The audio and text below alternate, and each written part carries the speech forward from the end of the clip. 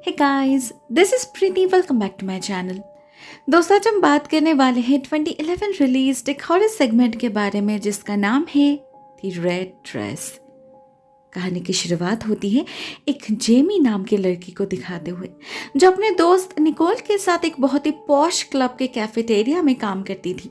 वहाँ खाना सर्व करने से ज़्यादा वक्त तो उसका लोगों को ऑब्जर्व करने में ही बीतता था। एक्चुअली वहाँ जो लड़कियाँ आते थे वो काफ़ी रिच फैमिली से बिलोंग करते थे, तो उनकी ड्रेसेस भी काफ़ी फैंसी रहते थे और उनका डिस्कशन टॉपिक भी हमेशा यही रहता था कि शॉपिंग पे कहाँ जाना है, वेकेशन पे कहाँ जाना है, क्या नया खरीदा है उन लोगों ने, किसको कितनी महंगी गिफ्ट मिली है। एज इफ उन्हें पैसा खर्च करने का बस बहाना चाहिए।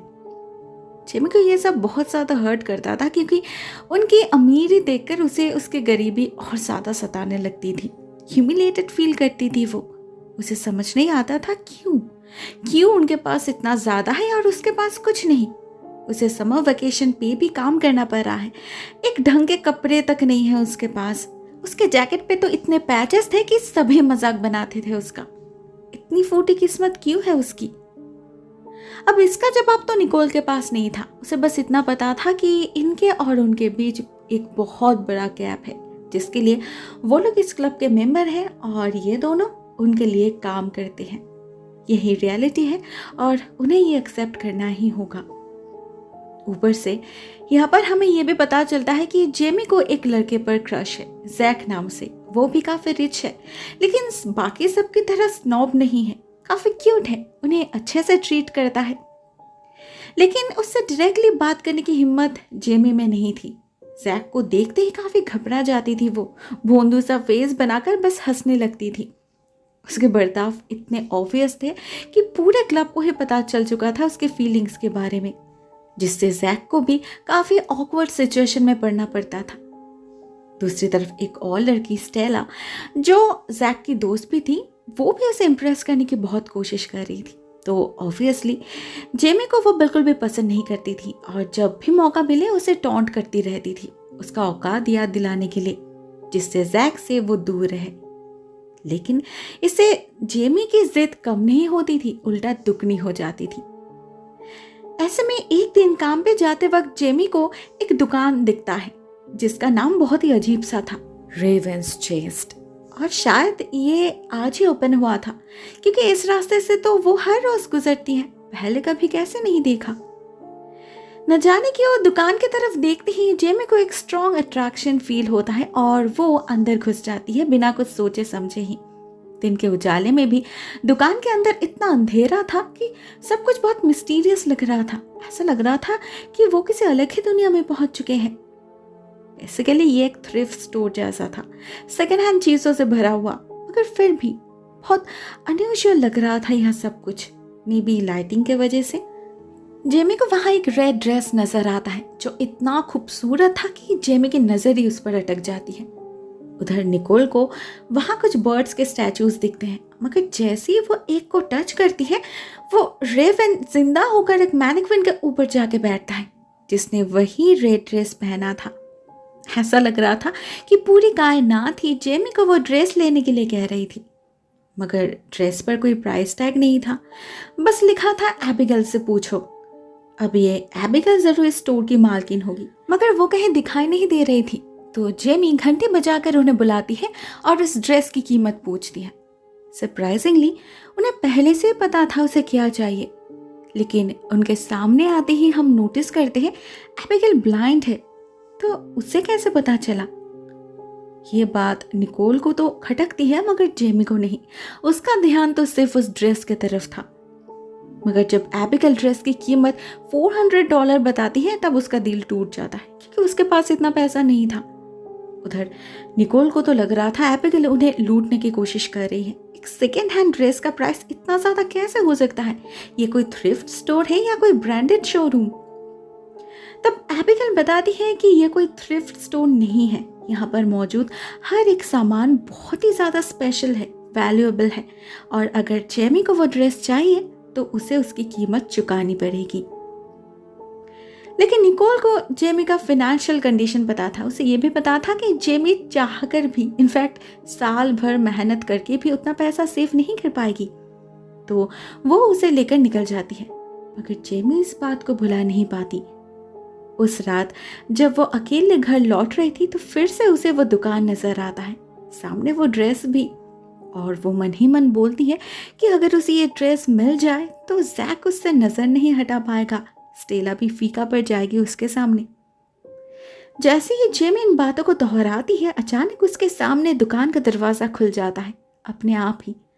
अंदर कोई दिखाई नहीं दे रहा था, आवाज देने से भी रिस्पॉन्स नहीं मिलता, बस वो रेवन बैठकर हर तरफ नजर रख रहा था। ऐसे में पता नहीं जेमी को क्या सोचती है, वो उस ड्रेस को उठा लेती है ट्रायल के लिए। वो बस ये देखना चाहती थी कि वो इसमें कितनी सुंदर दिखेगी।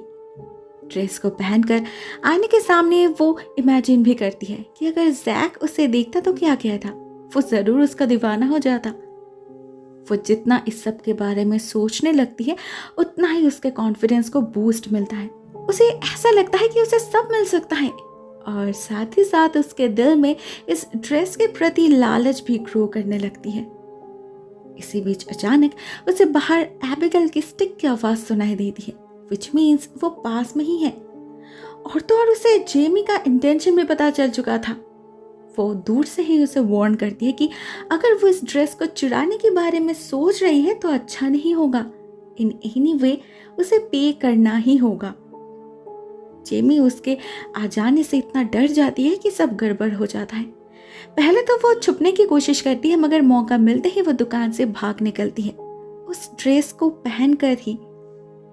एबिगेल उसका पीछा तो करती है मगर उसे रोकने की कोशिश नहीं करती, बस उसके जाने के बाद एक क्रीपी स्माइल के साथ कहती है, तुम्हें इसकी कीमत चुकानी पड़ेगी, तुम भाग नहीं सकते। उधर जेमी, उसकी तो हालत ही खराब हो चुकी थी। लाइफ में पहली बार ऐसा कुछ किया था उसने, ऊपर से ये कंप्लीटली इंटेंशनल भी नहीं था। बहुत अजीब सा फील होने लगा था उसे, मगर साथ ही साथ खुशी भी फील हो रही थी। इतना कि उसी वक्त वो जैक को कॉल करती है और उसे डेट पर जाने के लिए पूछती है। उसके कॉल से जैक इतना हैरान हो चुका था कि वो भी मना नहीं कर पाता, और अगले दिन दोनों एक काफ़ी अच्छा टाइम स्पेंड करते हैं।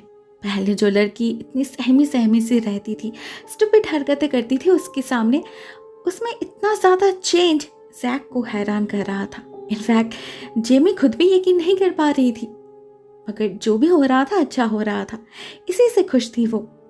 मगर वो भूल चुकी थी उसकी ये खुशी स्टोलन है, जिसका एहसास उसे उसी रात से ये होने लगता है जब सुनसान रास्ते से घर लौटते वक्त उसे अपने पीछे एबिगेल की स्टिक की आवाज़ सुनाई देती है।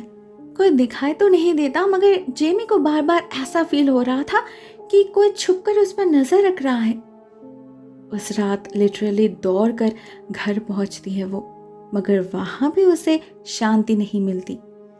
मेन डोर के लॉक होते ही उसके क्लोजेट का दरवाजा अपने आप ही खुल जाता है और आने पर उसे दिखाई देती है एबिगेल। बस एक ही बात दोहराने लगती है वो, यू मस्ट पे। उसकी आंखें इतनी भयानक लग रही थी कि जेमी डर से कांपने लग जाती है और बाकी के रात क्लोजेट में ही शेल्टर लेती है। नेक्स्ट डे जब वो काम पे नहीं जाती तो निकोल आती है उसे ढूंढते हुए। जेमी उसे सब कुछ बता देती है, मगर उस ड्रेस के बारे में नहीं। अब जाए से उसकी अजीबोगरीब बातों पर निकोल को तो यकीन नहीं होता। एक ब्लाइंड औरत उसका पीछा कैसे कर सकती है। बातों बातों में जेमी उसे ये भी बता देती है कि वो कल जैक के साथ डेट पर गई थी। ये एक बहुत बड़ी बात थी, बट फॉर नाउ जेमी इतनी डरी हुई थी कि उसे कुछ फर्क ही नहीं पड़ रहा था। निकोल उसे बहुत समझाती है कि जरूर उसे कोई गलतफहमी हुई होगी, या फिर अगर वो श्योर है तो वो लोग पुलिस के पास भी जा सकते हैं। मगर यहाँ सवाल ये था कि वो औरत क्यों जेमी का पीछा करेगी, कोई कारण भी तो होना चाहिए ना। तब जेमी को उस ड्रेस के बारे में बताना ही पड़ता है उसे, और सब कुछ सुनकर निकोल बताती है कि उसके साथ जो हो रहा है उसे पोस्ट ट्रॉमेटिक थेफ्ट डिसऑर्डर कहा जाता है। उसे इसी वक्त इस ड्रेस को लौटाना होगा। जेमी को भी वही ठीक लगता है और वो जाती भी है, मगर दुकान के सामने पहुंचते ही उसे जैक का कॉल आता है, जो उसे अपने साथ एक पार्टी में जाने के लिए कहता है, वो भी उसी रात। साथ में ये भी मेंशन करता है कि इस पार्टी का थीम थोड़ा सा फैंसी है, इसीलिए उसे भी थोड़ा फैंसी कपड़े ही पहनना होगा। अब जेमी को ऑलरेडी इस पार्टी के बारे में पता था। वो जहाँ काम करती है उसी क्लब हाउस में होने वाली है ये पार्टी, वहाँ स्टेला भी जरूर होगी। तो जैक ने उसे ना पूछकर जेमी को पूछा है, ये तो कमाल ही हो गया। जेमी इस अपॉर्चुनिटी को मिस करना नहीं चाहती थी, मगर उसके पास कोई फैंसी कपड़े नहीं थे सिवाय इस ड्रेस के। तो वो फिलहाल के लिए इसे रिटर्न ना करने की डिसाइड करती है। एक बार पार्टी खत्म हो जाए तो कल वापस कर देगी, क्या फर्क पड़ जाएगा। शाम होते ही हम पार्टी में सभी को एंजॉय करते हुए देखते हैं। जैक, स्टेला, उनके फ्रेंड्स सभी आ चुके थे। निकोल भी वहीं पर थी, अपनी बोरिंग से यूनिफॉर्म पहनकर सबको ड्रिंक सर्व कर रही थी। जेमी भी उसे ज्वाइन करने वाली थी तो वो उसी का इंतजार कर रही थी, मगर जब कुछ देर बाद जेमी आती है तो उसे देखकर निकोल का पूरा मूड ही खराब हो जाता है। वो देखती है जेमी ने वही ड्रेस पहन रखी है। निकोल को इस बात पे तो खराब लगता ही है कि उसने वो ड्रेस रिटर्न नहीं करी, ऊपर से उसके कैरेक्टर पर भी शक हो रहा था उसे। एक लड़की को पटाने के लिए आखिर वो कितने नीचे गिर सकती है? क्या सही गलत में फर्क समझ नहीं आ रहा उसे? एक के बाद एक गलती करती ही जा रही। ये पता होने के बावजूद कि इस सर्कल में उनके लिए कोई जगह नहीं, फिर भी वो फिट इन करने की कोशिश कर रही है। क्यों? इतनी डेस्परेसी किस बात की? अनफॉर्चुनेटली इतना सब कुछ सुनने के बाद भी जेमी पर इसका कोई असर नहीं पड़ता। उल्टा उसे लगने लगता है कि निकोल उससे जेलस है, इसीलिए ऐसा बिहेव कर रही है। वो उसे कंप्लीटली इग्नोर करके जैक के पास चली जाती है और जैक तो उसे देखकर बिल्कुल फिदा हो जाता है। स्टेला को छोड़कर उसके साथ डांस करने लगता है। तब स्टेला का फेस तो देखने लायक हो चुका था। जेमी को तो बहुत मजा आता है, मगर ठीक इसके बाद ही उसे हर जगह एबिगेल नजर आने लगती है, अपने आगे पीछे बाजू में हर जगह, इवन स्टेला में भी। इनिशियली तो फिर भी जेमी खुद को कंट्रोल करने की कोशिश करती है क्योंकि उसे पता था ये शाम उसके लिए कितना इम्पोर्टेंट है, मगर फिर एबिगेल उसे इतना परेशान करने लगती है कि वो चीखने लग जाती है, पागलों की तरह भाग जाती है पार्टी से। उसकी हरकतों से सभी हैरान हो चुके थे, बट ऑनेस्टली किसी को कुछ फर्क नहीं पड़ता। जिसे इम्प्रेस करने के लिए उसने इतना कुछ किया, उससे भी नहीं, वो उल्टा स्टेला के साथ बिजी हो जाता है। फर्क पड़ता है तो बस उसके इकलौते दोस्त निकोल को।